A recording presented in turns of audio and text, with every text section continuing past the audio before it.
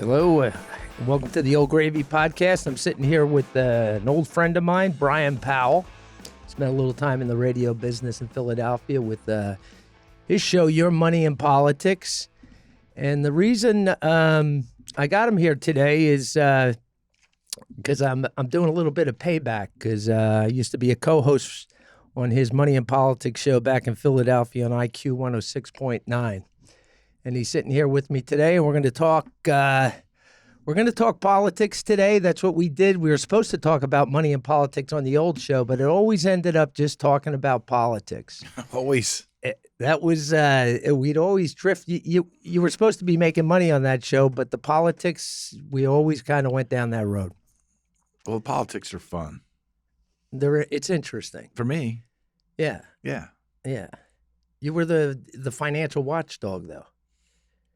What makes you think that I'm still not? No, Of you course are. I am. You are. You're still the financial watchdog. I am the watchdog. All right. So we're going to do plenty of politics today, but we're not going to talk about day-to-day politics. We're going to talk about narratives. So, when I did my, I used to do my show and I go do a seminar. Yeah. Like live seminars. Yeah. I ask how many people listen to the show. Half the room would raise their hand.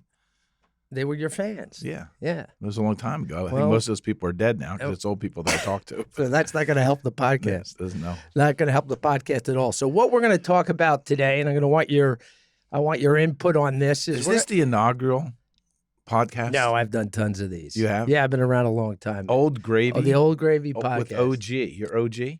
Yeah, the original old guy. The original old guy. That would be OOG. OOG. Just Original old old guy. guy. You can just go with OG, the old guy. I prefer to say UG.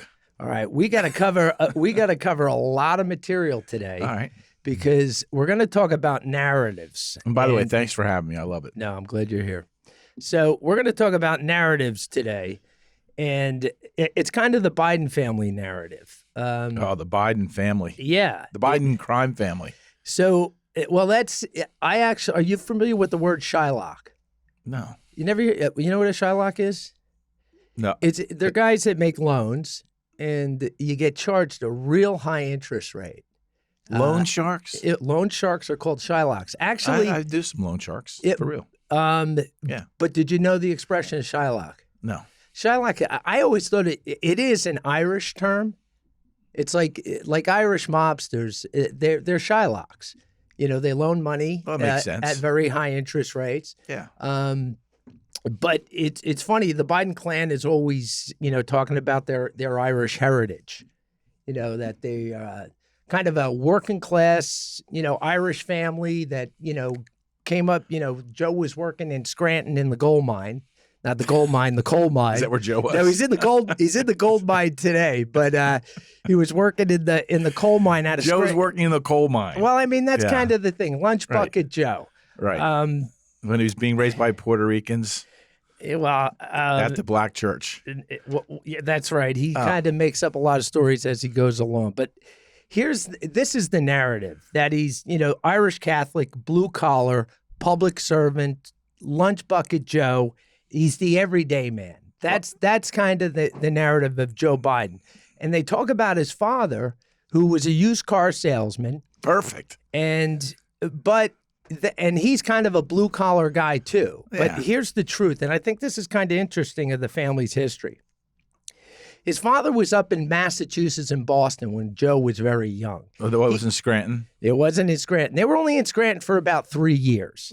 How old was Joe when he was in Scranton? That's a serious question because he always talks about his connection with Scranton. Yeah, I think he was probably between the ages of 7 and 10. And then they moved to Delaware to live with the grandparents. But let's go back. I want you to go back to the dad because the dad's a big part of who Joe is and where he came from, and that was part of the narrative. No, he's in Massachusetts now. So he's in Massachusetts. Massachusetts. He's working for his uncle, who's a very wealthy man. And the guy does a sealant on coffins, but that's not when his business booms. A sealant on coffins? Yeah, he has some type of sealant that goes on coffins. But when the war comes around, and this is when Joe's dad went to work, Joe Biden Sr. went to work for him, the sealant was used for steel plating in World War II. So just like today, the military contracts were through the roof. It was a big business, and Joe's dad, not only were they running the business with his cousin and his uncle, He was flying planes, racing cars, hunting with the hounds. They lived a really good life up there. And Joe actually had a pony as a toddler. So you're going to call upper middle class? Yeah. Well, I think this is the 1940s. Yeah. So if you were going to classify it right, he wasn't in that middle class. He's upper middle. Maybe upper middle. Yeah. I mean, you're not riding a pony unless you're in upper middle. His father was flying planes and racing cars. But the flying planes for pleasure. Yeah, just pleasure. Like flying around. This was all pleasure. Okay. So that working class Joe's dad. Yeah. So that was. But then when the war ended, and the uncle was a bit of a crazy guy, based on some of my research. He was a big drinker. He's a philanderer. So the business collapsed. They even said he had some mob ties. But when the business went bad. Then Joe's family moved down to. I can see the wise guy status with that. Yeah, so, seriously, right? Yeah, well, that's going to jump into this narrative a couple of times. That's the whole Irish thing. Yeah, yeah, wise guys. That it's going to get more interesting when we get to Hunter a little bit with the wise guys. Just an interesting tidbit. I'll add that later when we get to it. So that narrative of being working class up in Scranton, coming out of the coal mine. There's a little more to that story. Anyway, they moved down. They end up in Delaware. And, Joe's father does have to hustle. He's a used car sales guy. He does work hard. He's able to start taking care of the family. Why'd they go to Delaware? Any idea? Seriously? Well, I'm not really sure how they ended up in Delaware, but that's where they ended up. Okay. So one of the points, Joe's early years, he goes to Archmere Academy, which is a pretty good school because his dad's working hard to put the family. They're like now they've gone from upper middle class or just upper class. They're now in the middle class. Okay, drop down a little bit. They went to Delaware. Yeah. He's at Delaware, and as he was described in some of the research I did on him, he was kind of like a preppy jock guy, and he was a pretty good football player. Well, you can see all that, and I've heard that about him. That he was a pretty good athlete. He was a pretty good athlete at the University of Delaware, right? Yeah, he only played freshman year. Not Delaware State. No. That's right. He did say he went to Delaware State, the old black college. Later, right after. Yeah. That was after Delaware. But he only played his freshman year. Oh, I thought he was a 4-year guy. No, he only played his freshman year. He wasn't that good then, was he? Well, he was pretty good in high school. He went to Archmere. He was pretty good. All right, so he got 1 year at Delaware. Yeah, so he got 1 year in Delaware. His first problems start for him when he goes to the Syracuse Law School. Not sure how he got in, but he just barely. He just barely got in. Yeah. So he goes to the Syracuse Law School. That's when he first runs into a plagiarism problem. Oh yeah. Well, what I found interesting is he could run Harvard. Yeah. For a while. He could for a while until they get rid of you. So he has this plagiarism issue up at Syracuse, which would come back to haunt him a few times. But what I found, why didn't they bounce him out with the plagiarism? And the way it was, I read it, is he said to the dean, you would have to be so stupid to copy this word for word and put it into this report that I did. And the dean somehow agreed to it, which makes no sense. You'd have to be a total idiot to copy this 100%. So the dean must have said, okay, well, you are an idiot. I really didn't understand how because back then plagiarism was serious. No, yeah, it was something that was not something that you do. No, there was not something that you did, no. And usually you paid for it. So he was able to get by, and amazing, and get the law degree. But the plagiarism thing would come back, and he barely skirted through, didn't he? He wasn't at the bottom of his class. Yeah, which probably you're coming. You know to, what? Right? We're coming to. You know what? I'm going to go to. I want to play this tape for you. I think this kind of sums up his personality. So this sums up Joe Biden's personality right here. So let's listen to it. All right. Question. what law school did you attend, and where did you place in that class? And the other question is, could you quickly, I think we all I think I probably have a much higher IQ than you do, I suspect. I went to law school on a full academic scholarship, the only one in my class to have a full academic scholarship. In the first year in law school, I decided I didn't want to be in law school and ended up in the bottom 2/3 of my class, and then decided I wanted to stay, went back to law school, and in fact ended up in the top half of my class. I won the international moot court competition. I was the outstanding student in the political science department at the end of my year. I graduated with 3 degrees from undergraduate school and 165 credits, only need 123 credits, and I'd be delighted to sit down and compare my IQ to yours if you'd like, Frank. If I could say one thing. So he wants to compare his IQ to this guy. But you know what's great? I didn't play the end of the tape because then ABC News, NBC News that night say everything he just said there wasn't true. Right. And the senator agreed it was not true. Right. And Sam Donaldson was all over that. All over. So it went from one news station to the next saying this was a bunch of malarkey, as Joe would say. Malarkey, yeah. He said it was... blew him out of the water. I remember that whole thing. Yeah. But that... You know what? People tell white lies about their resumes all the time. This is not white lies. No, 3 degrees... He talked about having 3 degrees, right? Exactly. He talked about his IQ. He talked about how much the way the guy. Anyway, let's go ahead. No, you're right. It's almost pathological. He is pathological. No, I mean people tell white lies about certain things, or they hedge exaggerate a little bit and have some truth to it. Is basically what you're saying, right? That was over the top. Well, the only truth he had is he graduated. Yeah, that's the only truth that there was to that, right? Yep. So this is the precedence for what the man is and has been his entire lifetime. Yeah. You can just look at that and go, wow, it's just a continuous repeat of everything. Doesn't matter what the circumstances are. He still never tells the truth. Yeah. Anyway, right? I actually think anyway. That 1 minute captures him. That 100%. 100% it captures him. And then there was some other plagiarism where he actually lifted a speech from JFK. Several others too, by the way, from recollection. Yeah, right? There was a British diplomat that he once again almost word for word. It's so brazen, like you can't figure it out. Does he think he'll get away with it, or if he does get away with it, he'll just kind of lie his way out of it, kind of like what he did at Syracuse. See how far you can go, right? Yeah, that's the way that they operate, or he operates anyway. Yeah. So, but there's that first one where he goes one after the other, one lie after the other. He does like 5 lies in 5 seconds. He gets on a roll, doesn't he? And he can't stop himself. He just keeps going deeper and deeper. It doesn't matter if any of it's true. Yeah. So, now I'm going to circle back to the football because this is what a lot of people don't know in the narrative. So Joe's a star football player, plays at the University of Delaware, but when it comes up for the Vietnam War, everyone knows about Donald Trump having bone spurs, right? Bone spurs Trump.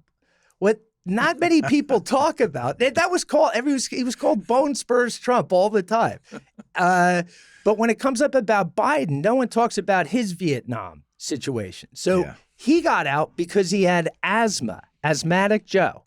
Asthmatic Joe. That's why, so he got a deferment based on his asthma. But someone would ask, well, how could you be a great football player, but you had asthma as a kid, so now you're going to get a deferment from Vietnam? But maybe that's why he stopped playing his last 3 years. Because of the asthma? Yeah. Well, maybe. That'd be a good defense. That would be something. But here's the other problem. If he's listening, right? He also got 5 educational deferments, like Dick Cheney. You remember hearing about Dick Cheney? 5?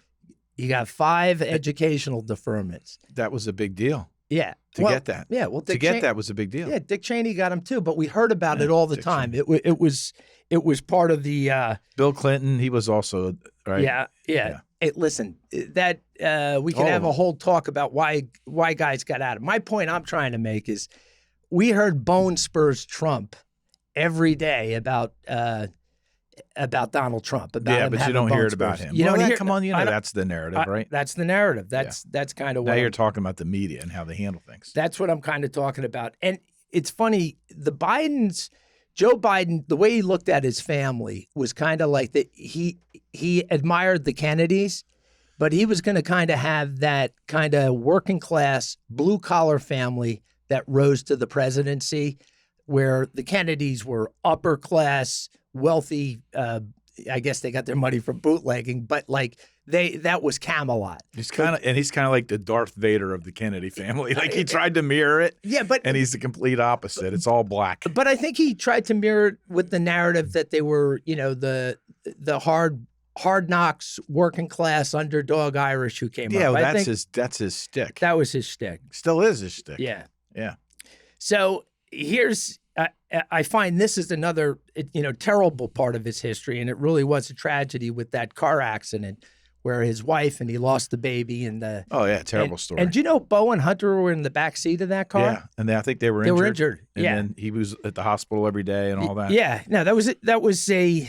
You got to give him a lot. Got to give him a lot for that. I do. That was a horrible tragedy. But once again, he can't help himself. He can't help himself. So as years went on, he started talking about. He'd be at like a Rotary Club speech. And he'd start saying that the driver of the truck was drinking, that he had a liquid lunch. And there was a prosecutor that lived down the house from him who had worked on the case.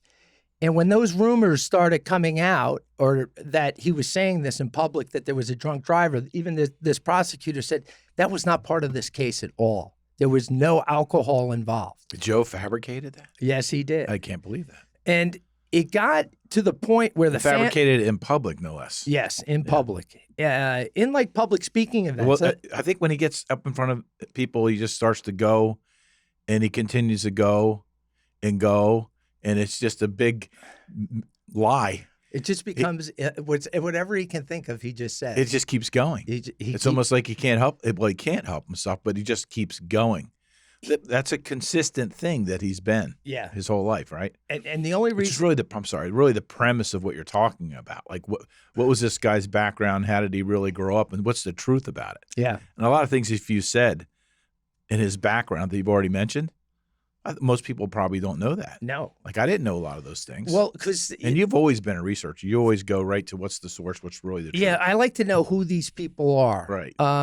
And that you're hearing from. And politically, you heard everything about the Trump family, and I think there was no time to even kind of go after who the Bidens were because everyone was too busy the last few election cycles defending Trump. Well, yeah. Let me finish up on the drunk driving thing. To accuse someone of that is a horrible thing to do. What happened with that is the family had a private meeting with him. The family of the truck driver. They had enough. And I think the truck driver might have passed away. And maybe that's why he started doing it. But the family had a private meeting with him. And from, I think, that point on, they said, you knock this off or you're going to have a problem. I think at that point. Did he stop? They stopped. Yeah. I don't think he has ever mentioned that again. That put that to rest. Somebody actually got a hold of him in private setting and said, you need to rein this in. No, he met with the family. The family said, you got to rein this in. Yeah, they were probably lawyering up against him. Yeah, they actually said, you need to stop. Yeah, you better stop. Which is interesting because might be the first time where all of his rhetoric got called out on the table and he stopped it. Yeah. Because somebody actually confronted him and said, yo, this has to stop. This needs to stop. Yeah. Right? Yeah. But going forward, he hasn't, which I'm sure that's where you're headed. Right? Because that's the first time that he stopped saying things like outrageous. Yeah. Now, right? Yeah, but he's outrageous. Yeah, but now you don't know if it's the cognitive decline but that is a good example of like, I don't think it was repeated after he got warned. Yeah. That could create some problems for him. Another thing I wrote down here, which is very small, was the Amtrak thing. You know how like Amtrak Joe. That was his way to be able to align himself with middle class America, right? Yeah. Everybody that's on the Amtrak train. Uh-huh. But was that really not middle class? So seriously, no, because Amtrak and Acela are expensive. Yeah. Let me ask you this: if you live in Wilmington, Delaware, and you got to drive to Washington D.C., you can't fly. It's too close. If you drive, you're going to be stuck in that Washington traffic on the Beltway. Right. What's the fastest It's the and train. best way? And it's not cheap either. No, it's the same thing as going from New York from here. If you're commuting from the Philadelphia area, you're commuting into New York. Yeah. That you got to pay for the pass. You got to pay for a place to park the car. All that stuff. You're right. It's not cheap. Same thing going in the direction of Washington D.C. Yeah, especially from the region where from he is. Wilmington. Right. Absolutely. Close enough that you could still live at home instead of move to Washington D.C. I mean, if you're from Oregon, you're getting a place in Washington D.C. And you know how you get those places? You room with 3 other Congress people. To make it because they can't afford it. They Otherwise, can't. Well, yeah, it's expensive. that's one of the things Yeah. I've heard. That Yeah. So he had this was no blue collar guy coming home on the train every night because he's some great guy. This was the way to do it. Who wouldn't want to sleep in their own bed? You think you want to sleep with 3 other congressmen in some crappy apartment in D.C.? I know you got to really think about that. Yeah, that's Maybe he would have been better off that way. so. He doesn't go that way though, does he? What's that? The way of 3 other congressmen sleeping together. Oh, You don't know. I'm not going down. We that can't way. go down that Yeah, way. I'm not going down that road. But just the thought. But I will. Just the thought. I will go down this road. I want to talk about it. Now we're going to get into some of the brothers. Okay. How many brothers does he actually have? I mean, I only really know of one. I think he has 2. Yeah, he has 2 brothers, and he's got a One's sister. heavily involved, right? he has a sister. He has a sister too. She's Where is she's he in heavily. the pecking order of those 4? Okay, so Joe's 81, James is 75, Frank is 71. How old do you think Hunter is? Hunter's like 53. You got 50, it, spot yeah. on. You just hit it. Right. Yeah, so you got Joe, James, and So Frank. Joe's the oldest of the whole and group. Valerie, the sister, I think is 79. So right Joe's after the Joe. oldest of the gang. No, that's right. All the little brothers and a little sister, a couple years younger. Yeah, the Irish mobsters. I mean, there's a lot to be said for that too. When you look at the chronological order of your spouses, Yeah. right? It is. Yeah, He's Joe- the older. He's the oldest one. Look, I know you're not the oldest one. I'm just Yeah. going to tell you that the oldest one is the first one. So a lot of times it's the favorite, Yeah. right? But and you don't get away with quite as much as the first one. The younger ones get away with more. Well, the truth is, he's always looked out for him. And like I said, they're like we're joking. Where they're Joe's always looked out for his siblings. yeah, like I said, that with the whole they're loaning each other money back and forth, getting there's loads from everyone. Of course, don't you do that with you have brothers, No, right? I never had a loan from my brother. No. I'm not saying people don't, but when we get into these loans, we're talking Well, all the loans I have crazy from my loans. brothers, it says loan in the bottom, captioned right there. That way we all know it's a loan, right? right? on So the we've all check. agreed that when we send each other money, we write loan on it, Yeah. right? Just you don't need to have any documentation other than that. No. So think about it, Yeah. right? If I write down it's a loan, then it's a loan. It's a loan. Of course. It's a done deal. But Yeah, we're going to get into the loans in a few minutes. he learned But that in college. I think he did. let me give you a little bit of background on Frank Biden. So Which one's Frank? Is he the youngest? No, Frank is Frank would be the third. So it would be Joe, his sister, Yeah. and then Frank. Oh, Frank's the next brother. But James is the real wheeler and dealer. And James who's is the youngest of them all? He's Hunter's business partner. Right. But we're That's gonna what I thought. we're gonna get to him in a minute. So let's go with Frank. Isn't that a weird structure in all seriousness? You're going to go into the structure now, right? That the uncle, the youngest one, is partners with the kid. Mm-hmm. The hell's it, Hunter? Yeah. You know, where do you really see that? Yeah, well, this is going to get good. So let me give you. I'm going to fill you in. Frank, we're just going to cover a little bit, but we're going to get deep into James. So let's go to Frank. So one of Frank's first scams, and I will call them scams because this is what it is. These are scams. So Frank Biden gets involved in a shady charter school business down in Florida. Okay, to the point where you get public funding for every student that goes to the school.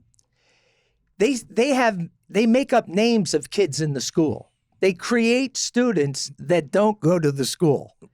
Is this charter school still in operation? No, it blew up, and it was a complete scandal. That whole charter school went under. It had a big bankruptcy. It was a scandal, but it all went away. But that was one of Frank's first. And obviously, I won't even go into Joe's connection with it because it's kind of too hard to kind of pull Joe into it where there's so many other obvious ones that we'll talk about. But anyway, that's how he first, that was one of the first things that So Frank ventures out into something that requires money from the government to run run the show. Absolutely. And he's a Biden. And his brother and it was down in Florida. His brother's a powerful senator. And the whole thing blew up and there was corruption and fraud. But here's a real interesting story about Frank. Frank is out trying to do a deal in California, and he's with some people that are working with him, and he's got a Jaguar. And in that Jaguar, he's been drinking, and he puts a younger guy who works for him in the driver's seat, and he's manning the stick of the Jaguar. There's two people in the back seat, and they were all out there for another new deal for the Biden family. So he's too drunk to drive, so he has the younger guy drive, but he's going to manage the stick shift because the kid doesn't know how. At one point, he says, hit the gas. Nothing could go wrong. Nothing could go wrong. This ends in tragedy. Hit the clutch. Once again, tragedy. He hits the clutch. Boom, they take off. They run over a guy named Michael Albano, and they kill him. And he's got two young kids at home. And the police come. They arrest the driver, obviously. Which is not Frank, technically, right? It's not Frank. Yeah. He's not the driver. But this is what's interesting. When they prosecute the kid that was driving, the people in the back seat all testify that once they hit the guy, and this is testimony. This isn't me. Listen, I didn't look at the court documents. Two guys in the back seat are saying this. They're actually there. They're saying that once they hit the guy, Frank said, hit the gas, let's get out of here. Okay. Now, this is where... That's the clutch. Hit the gas. So what happens is this goes to a civil lawsuit by the family. And Frank is convicted in this civil suit. And he owes $500,000 to these girls, the daughters of the guy. To the family. Yeah, to the family. Okay. And... Do you know how long ago this was? I don't have the dates, but doesn't matter. 1999. Okay. It was 1999. So 24 years ago. Yeah. So Joe's a U.S. Well, he's a senator. He's been there whole since life, 1973. 30 years old. Forever. He's been there since 73. So for 20 years, Frank Biden escapes being served. You know how they have to serve you for this judgment? How does he escape being served? He just keeps moving around the country. Just move from place to place? Place to place. And it's, So they can't catch up with him? The mail trails him? Yeah. And as the family who won the civil suit, you're the one that has to do all the work to track this guy down. Yeah, this is... They finally write a letter to Vice President Joe Biden and say, hey, listen, we won this judgment against your brother. You should understand this. You lost your wife and daughter. We lost our dad. Your brother owes us this money. He lost in court. The White House or his staff writes back a letter. Hey, I'm sorry for your loss. My brother's broke. I have nothing to do with this. Right. But that's a narrative you'd never. It's the first time hearing First time you heard about. That's what I'm here for. That's what Joe said. But anyway, he covered for him. And he didn't cover for him, but it's so weird. He just removed himself from it. He kept it. He didn't try to help him call his brother. Yeah. But if Joe is this great guy, hey, listen, I'll be honest with you. If it's one of my brothers and that happened, I'd be involved. We would get this taken care of. You and I have I'm talked not about this a Bidens. lot, though. It's the whole idea from I've got to go here, right?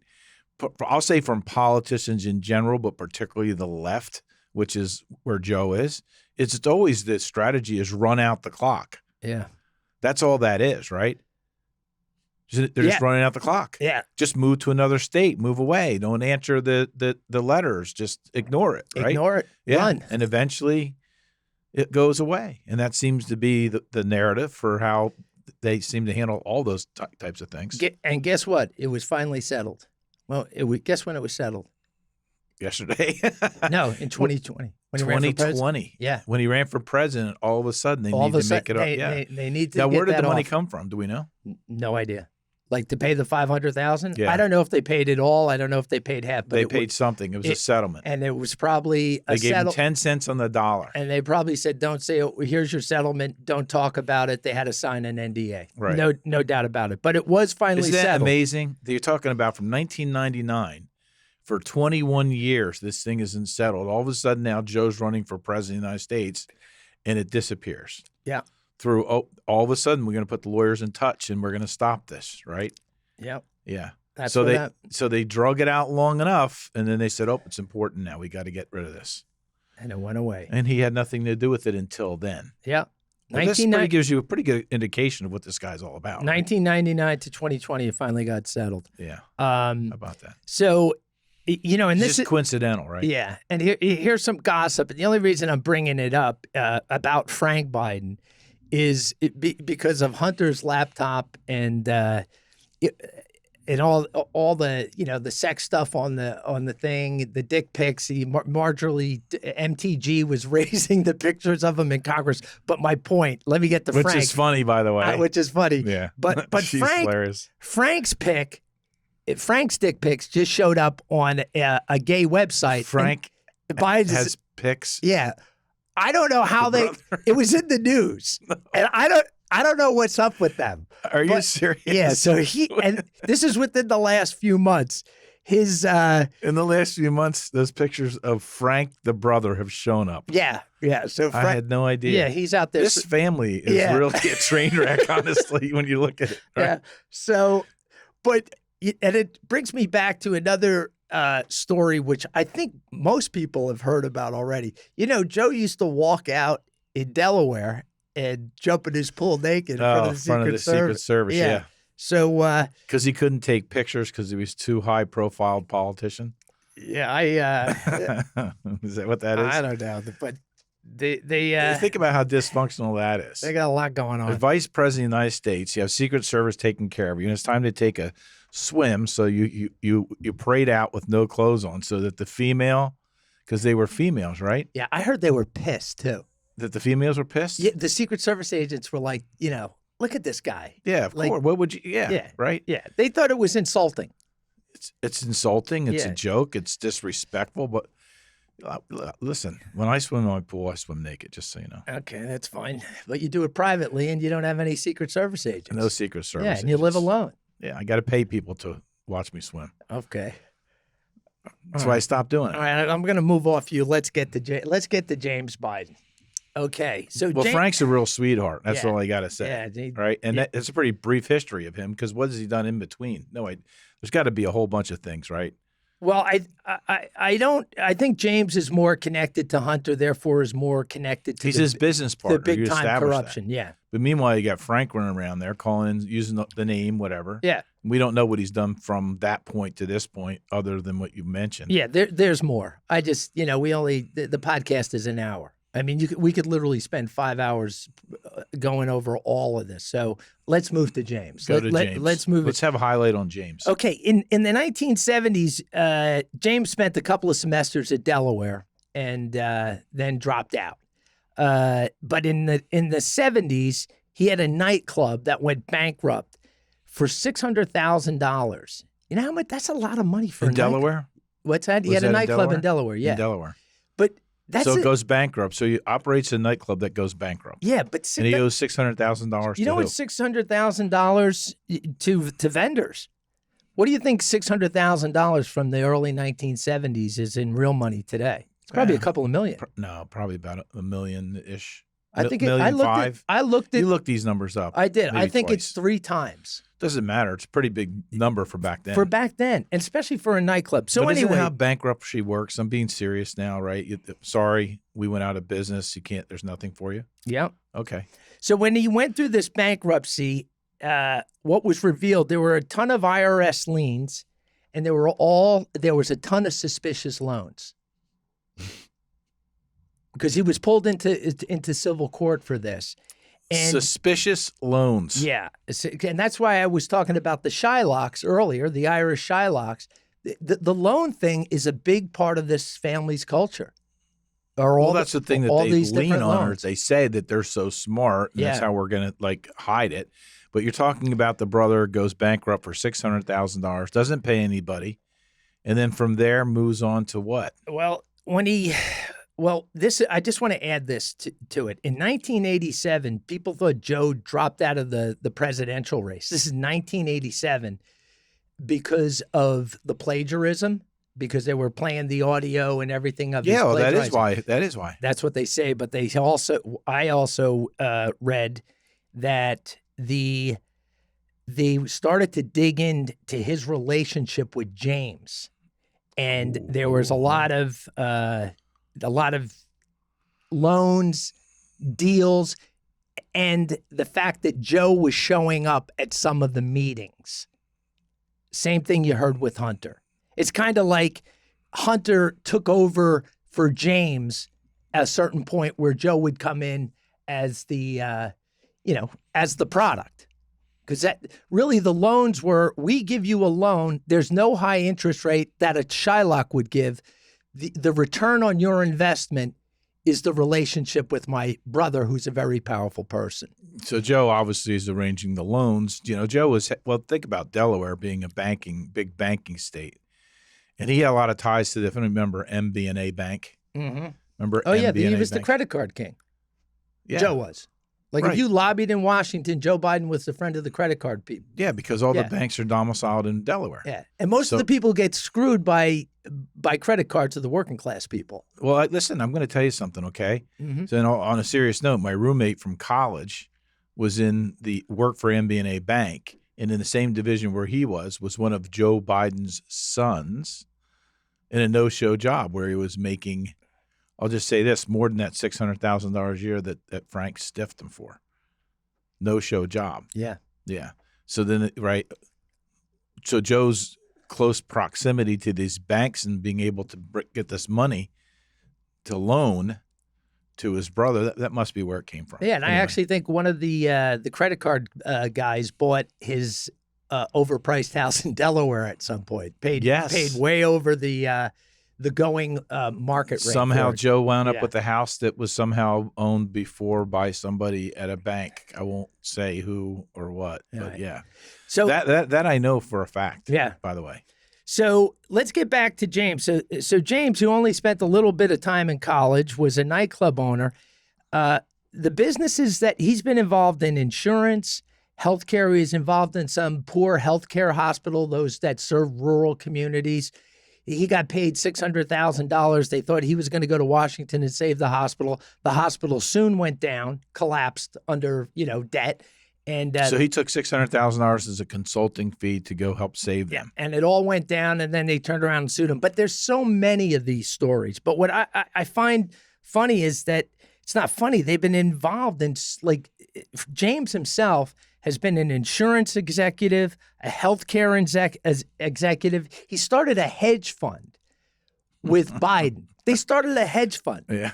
Like these are, Harvard MBAs start hedge funds. Yeah. Right? Like these are, like, they could still be corrupt too, but they're started by people that really know the markets. They don't get started by a nightclub owner who Or went they bankrupt. have an in with somebody that has a lot of money.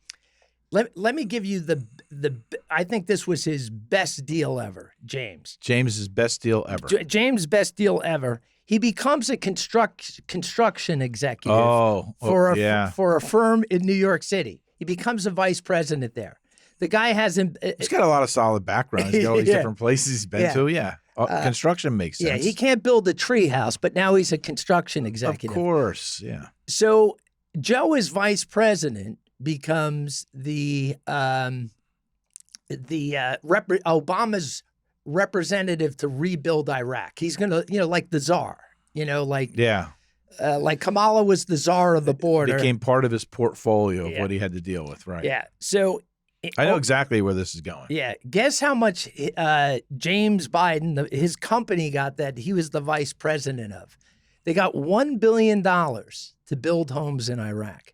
$1 billion. $1 billion. Yeah. That's pretty good for a guy who just became a construction executive. Well, yeah. If I was a construction guy, I would hire a guy like that to get me secure $1 billion job? Yeah.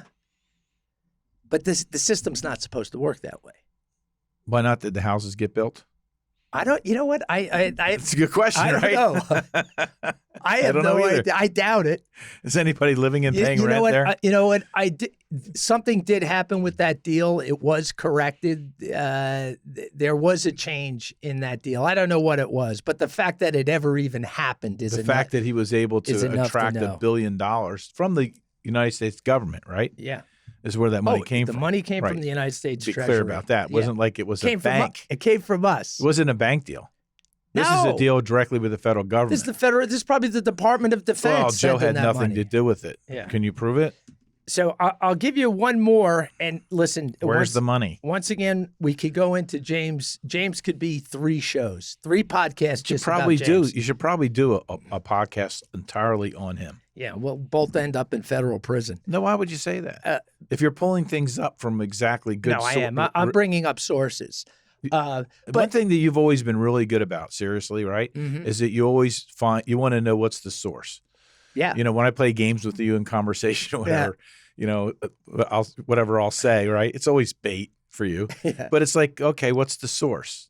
So you always want to know what the source is, right? yeah, You personally. yeah. I do. So when you look at things, you're very adamant about that. Yeah, but I also don't want to be someone's personal Google because I have a lot of political discussions with people and they're like, well, where did you find that? Can you prove that to me? Like, I'm going to leave after having my cocktail and cigar. I'm going to go home and dig up all this information for people. But I will. Why do you dig up all the information that you dig up anyway? Well, because I enjoy doing that. Because you enjoy doing Yeah, it. I enjoy knowing who the source, and I'll give a couple of sources on this conversation today too. But I think you should give your sources. yeah, I will.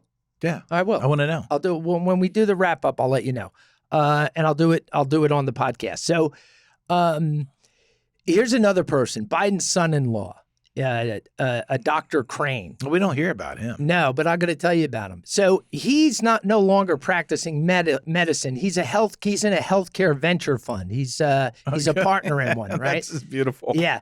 So This is beautiful. yeah, and basically they invest in all these companies, and one of his specialties and his team was investing in like these COVID response companies. It's almost like they were sitting around on Thanksgiving and looking at the doctor Yeah, and whispering about him, and then pulled him aside by the fireplace, handed him a brandy, and kind of chastised him for being in something legitimate. And we're going to find a place for you to go and join us.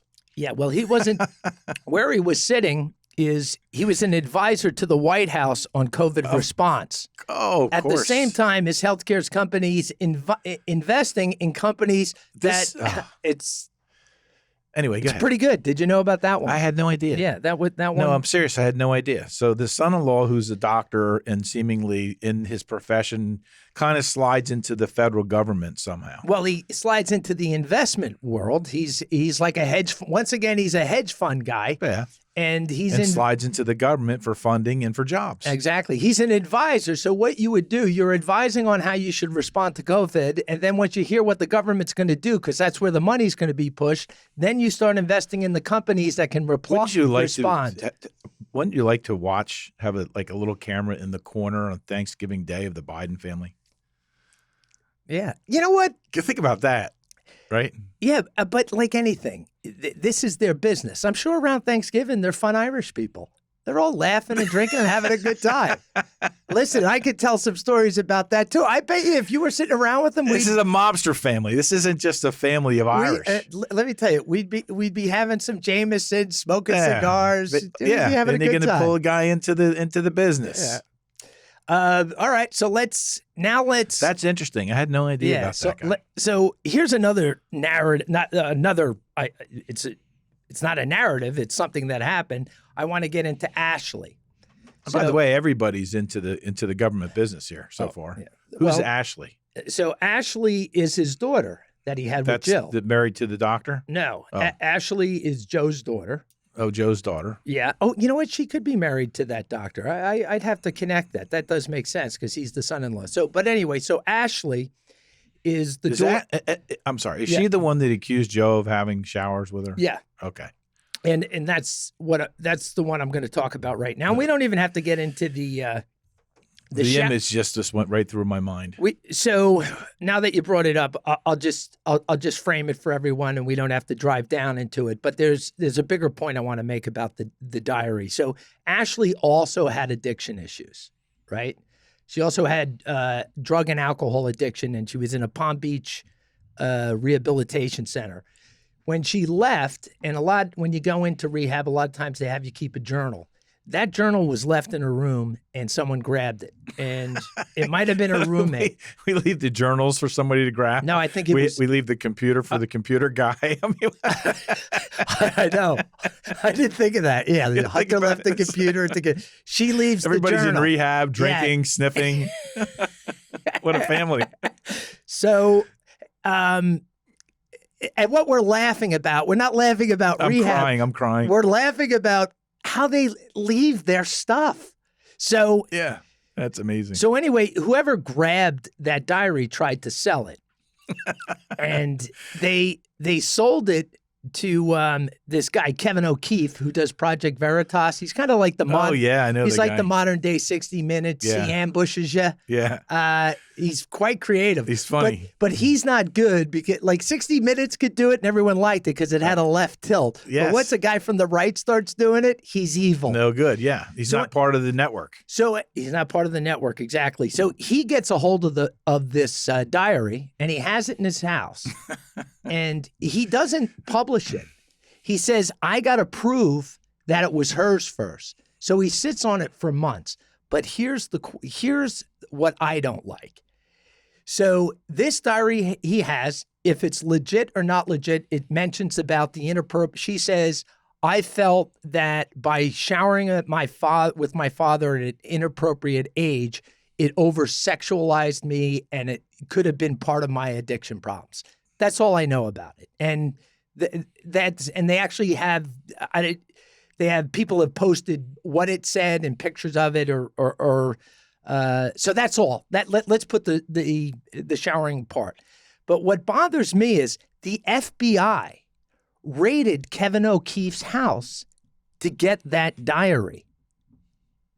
They raided so Joe Biden can use the FBI as his own police department. Yeah, what is the FBI in the middle of that? What the hell are they doing in the middle of that? What the hell is the FBI doing in the middle of something, a private diary that a guy is trying to verify to be real and he wants to publish if it is in fact real? And he's a journalist. How often does the FBI... Journalist is just more, right? No, an FBI raiding journalists. We used to go crazy about that. How about a private citizen? A journalist, I get it. Yeah. Right, but the FBI has no business in that whatsoever. And where did they get the directive from in the first place? Right? To go in there. Had to be from somewhere. Over a diary. Well, obviously, because things in the diary got to be true. I mean, it's the only way I can think about it. Seriously, right? Yeah, if it's hers. If it's hers, right? Yeah. Well, if it's truly hers and the things in there. To me, it's like the fact that the FBI went in there says it's true. To me. Well, didn't he save another copy of it? They got that one and whatever. I don't know, but I think I remember that. The fact that the FBI went in there, that's a good example. You say it is true, but the fact they shouldn't have been within 100 miles of that guy's house. That's Gestapo type stuff. Exactly. Yes, 100%. Okay, so and by the way, that's the way they operate. Go ahead. So sorry, we have so much to cover that I want to keep it moving. So. Here's another thing that I found very disturbing. Hunter had serious addictions. His crack addiction was so bad they had to replace all his teeth. Or meth, crack, whatever. Literally, he had to get all his teeth replaced. That's a serious addiction, right? I'm speechless. You're speechless. I'm looking at you. You're speechless. But this is a thing that I don't understand about Joe Biden. I've seen that picture, by the way, of Hunter with the no teeth. With and the all teeth, that. Yeah. So the addiction thing. So what I found really disturbing is if your son has an addiction or a friend, you firewall them. That doesn't mean you don't love them and take care of them, but you don't fly them around the world with you going to meet different and living that kind of high profile life. Addiction people start focusing and kind of living a very insular life until they've really beat the addiction. But the one thing I found really creepy is when he started sleeping with his brother's widow, okay? Joe Biden came out His public. brother's wife. Yeah. Yeah. His brother, but Right. Joe Biden came out and endorsed that. And He came out and endorsed it publicly. he came out and endorsed it What publicly. did he say? Love is love. I don't know. Love is love. He gave one. I'm not quoting him, but Love he is gave love. it. But this is what's so disturbing to me. You think of his grandchildren in each family. Why is Uncle Hunter sleeping in mommy's room, right? Or why did Hunter his other grandchildren, who Hunter's the father of, Which one? like meaning both sets of the grandchildren? How disruptive and dysfunctional that is for your children, your Why are you grandchildren. leaving out the stripper's grandchild? And that's another whole story. Well, it's still a grandchild. That's another whole story. But you know what? Let's take a quick break, and we'll be right back.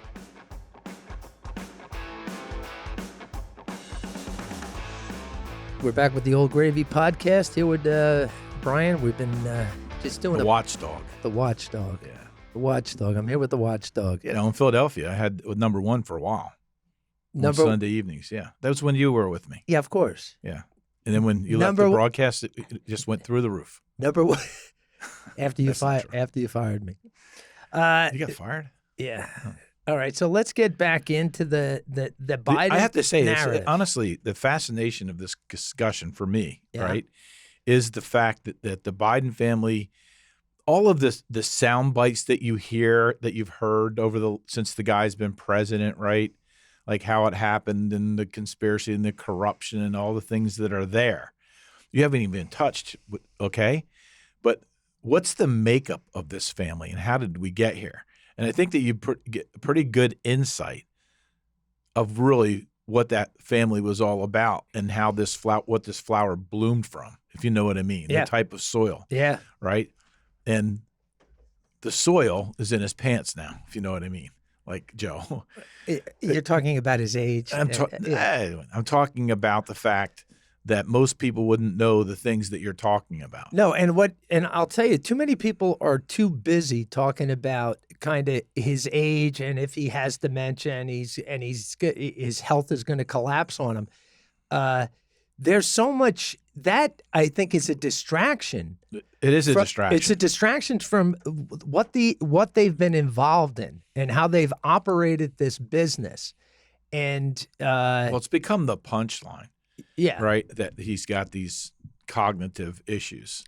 It's been the punchline yeah. of all the media. And it might be a way to distract people from what's really this guy's all about, which is what you're uncovering here. Yeah. And I actually think I haven't heard a lot of these things put together in one narrative yeah. with the sister and the brothers Yeah, and what and the things that they've done. and believe me, I'm only there's so many other You only deals. scratched the surface. You actually just scratching gave the surface. headlines for things that you can really go into. Yeah. And you went into it pretty deeply. But Yeah. it seems like there's an awful lot there other than just what you mentioned. Yeah, Just no, the headline underneath it all. And this is a bit of an exaggeration, but it's not. There is a Irish gangster way of making money in this. I would be family. fascinated if you brought Frank Biden onto this show. I'll try. Just have him sit I'll down try. and explain himself, right? I'll try. And- You're the youngest brother. Y- I would love that. You could do that interview. Of course, Yeah. of course. Yeah, I'd have to pay him though. It cost me like $50,000 to get access. Here's another thing. We're joking that they're like Irish mobsters, which I'm a big fan of. You're a big fan of Irish mobsters. I really being am. Irish yourself. Oh, believe me, the mobster side, you don't really live. And I'm going to get but you're into. fascinated I'm going to by get it. into that in the podcast because I do have some really good stories about Irish mobsters. So These guys are Irish mobsters. that's They're political mobsters. they're political, but they're a money making machine like most mobsters. It's all about the money. And they ran an operation. I'll give you an example. We're joking that they're mobsters. Guess who? Mobsters. Go ahead. Sorry. Well, you're going to appreciate this. Guess who was one of Hunter's business partners in one of the many LLCs? Whitey Bulger's nephew Whitey Bulger, the Well, boss. it wasn't Whitey Bulger. It was his nephew. James. That's No, perfect. I get it, but how ironic. perfect. How ironic that Hunter's doing business. Whitey Bulger's name is James Bulger. James his Bulger. his nephew's name is James Bulger, and it's his nephew. Could you imagine if Don Jr. was in business with Gotti's nephew? Like it would be on the tabloids and the news every day. Like what are the like? Someone's probably saying he's making this up. Yeah. No, I'm not making this up. James Bulger, the son of the famous Irish mobster out of Boston, is one of Hunter's LLC partners, business partners, and some That's of these amazing. deals. Isn't that What's amazing? their business? What's that? What business are they in? Who? The Bulger and yeah. Oh, well, they were involved in, like, when they were dealing with China, they were involved in mines, they were involved in technologies. Oh, they were doing the brokering work. Yeah, all that kind of LLC business they were involved in. That's amazing. Yeah, it is amazing. Because how many LLCs were there? Like 21. 21 LLCs. Yeah. So, but here, this is something I want to give them credit for, and I think we've talked about this before. Would be a great broadcast if you took these 21 LLCs and broke them down. Yeah. Like, what did each one do? What's the name of each one? Right? Yeah. Yeah. Seriously, think about that. I'd have to bring in 5 forensic accountants to sit during the show. It'd be so complicated because they knew what they were doing. They really knew what they were doing. Yeah. But just the fact that there's 21. Really, what are they called? Boom, boom, boom. Oh, what did each one do? I'd like to know that, right? That'd be a great broadcast. Yeah. Listen, nobody's addressed it. You've been an entrepreneur. I've been an entrepreneur. I've never had, the only time you have multiple LLCs if you own real estate, like Donald Trump, because they're all high risk and you don't want them tied together if one property has an accident or something goes wrong. So that's a business where you do have money. There was no real estate business with these guys. These were corporations with 21 different LLCs with no product, no purchasing office, no accounting department. It was a huge scam. But one of their scams that I thought was brilliant, and I pat them on their back, was the artwork scam. That is the greatest scandal of all time. The greatest scam of all times. So because it worked. It worked. But it is such a brilliant idea, because if you're like, God, we got to raise money for the family. We got to pay for all the lawyers. I'm getting sued. I'm Hunter Biden. What do? I can't open a factory and get my dad's friends to buy product, because then I'd have to buy product. I'd have to make something, hire an accountant, hire a sales team. But if I sit in a room and throw paint on a canvas, I could then sell it to somebody for $350,000. You know, that is interesting. You want to talk about this? Because I think it's worthy, right? The art scandal of Hunter Biden's, where he's the artist and he's selling to people. If you remember, the official statement of the White House was that they had no involvement or idea or understanding of that whole enterprise, and that the guy that was running the art gallery was not going to disclose or say anything about who the buyers are. Yep. That just came out recently. Yeah. That they know who these buyers are. Yeah. And that guy said that was a lie, and he never ever had any interface with the White House. Yeah. Well, do you know why the White House said that? No, I'd like to know why the White House said Okay, that. So they would say because they want to be arm's length with everything. Well, once again, it's a perfect plan. So the White House says that Hunter's artwork, even Hunter wouldn't know who he sold his artwork to. Right. The broker was also like a non-disclosure, would never tell the White House who bought the artwork, because if the White House didn't know who bought the artwork, they couldn't deliver a favor. But the key is that Hunter didn't know who any of the purchasers were. And the White House too, because if the White House knew Joe Schmo bought a $500,000 painting and he was involved in climate change at a climate business, he would get a return on that investment 20 times, right, for buying the artwork. So the White House would say, so there's no one can accuse us of anything. We'll have no idea who bought Hunter's artwork, and neither will Hunter. But guess what we found out too when it's being revealed, and there's going to be more being. One of the women who bought one of the a few pieces of the artwork, she was appointed to some preservation, very prestigious global preservation council by Joe Biden. Yeah. So once again, everybody is getting the wool pulled over their eyes. No. All, Do you know who one of the major purchasers of the artwork that Hunter Biden did is? Wasn't it the guy that stormed into the Congress the other day with him, the lawyer out in California? Yeah, so conversation you and I had, right? Yeah. When Hunter walked into a while ago, when he walked into Congress and they were going to find him in contempt. Yeah. And he sat in the audience and then he left. That was all so that they could have the film crew say, look, Hunter he definitely was in Congress, right? He was there. That's all that is. It's to fool people. Yeah. But he was sitting to his left, his lawyer, and to his right. I sent you a picture of this guy when it occurred, and I said, who is this guy? Yeah. Right? I didn't hear back from you. Oh, okay. But then I know who he is. You know who he is? Yeah. Because then I gave it back to you, and I actually have the text message right in front of me. Yeah. That I threw at you, right? Major buyer of Hunter's artwork and the guy that paid his bills as well. Yeah. The guy that they joke around that they call him, he's his sugar brother. Yeah. This is the guy named Kevin Moore. Yeah. Right? Some kind of wealthy guy out of California. He's a lawyer and entertainment guy. Okay. Yeah. So he's footing the bill for all this. Yeah. And he's running around with Hunter, right, to be in front of people.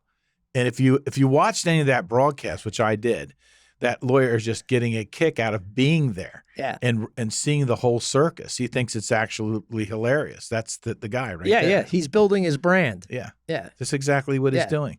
So I'm like, why would this guy be putting this money out to Hunter? And then you just said it.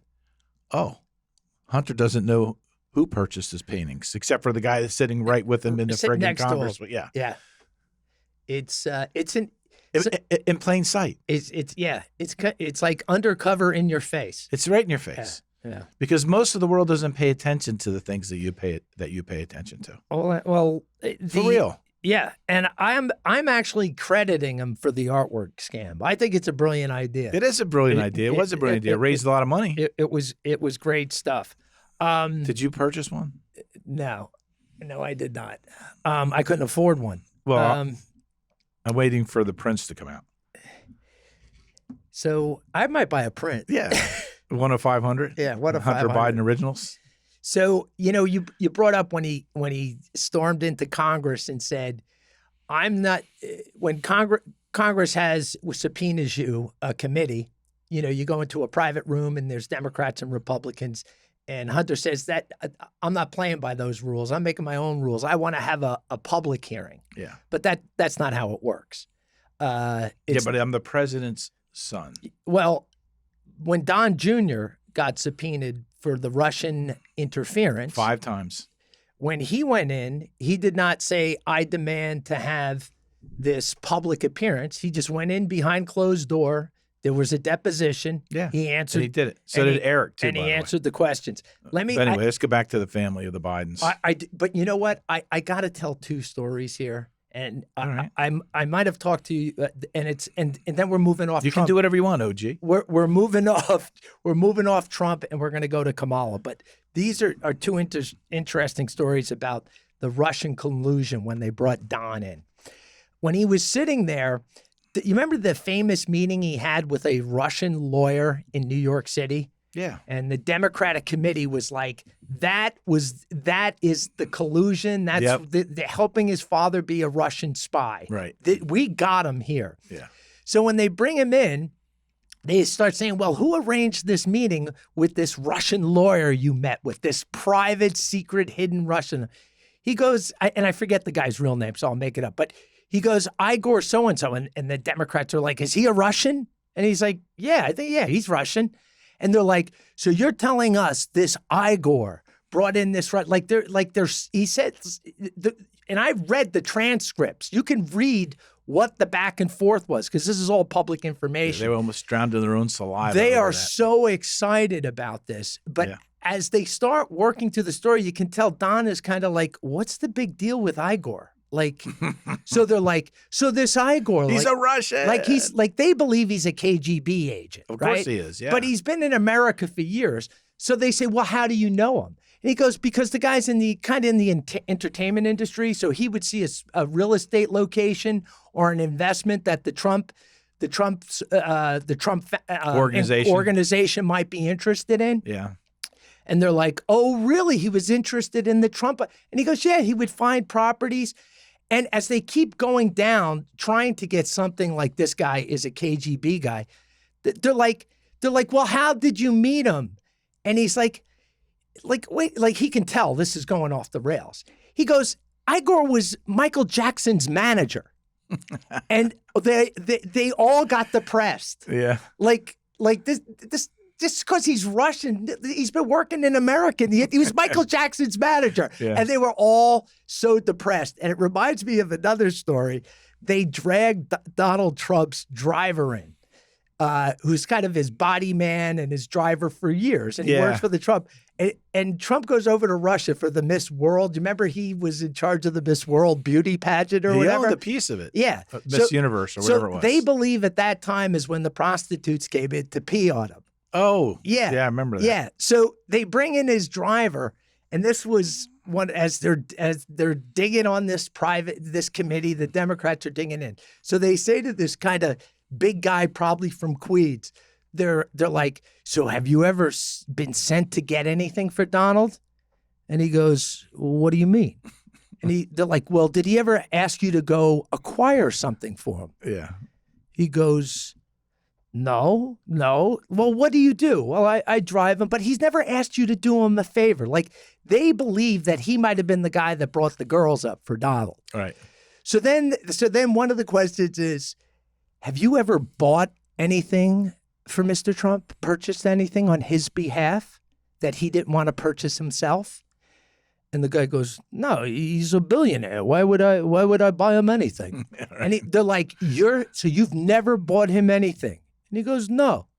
And then he goes, wait. No, I did once. I bought him in a gift shop. I bought him Milk Duds. And once again, they all get depressed. And that's what he hits them with. I bought Milk Duds for What him. did the Milk Duds have in them that you...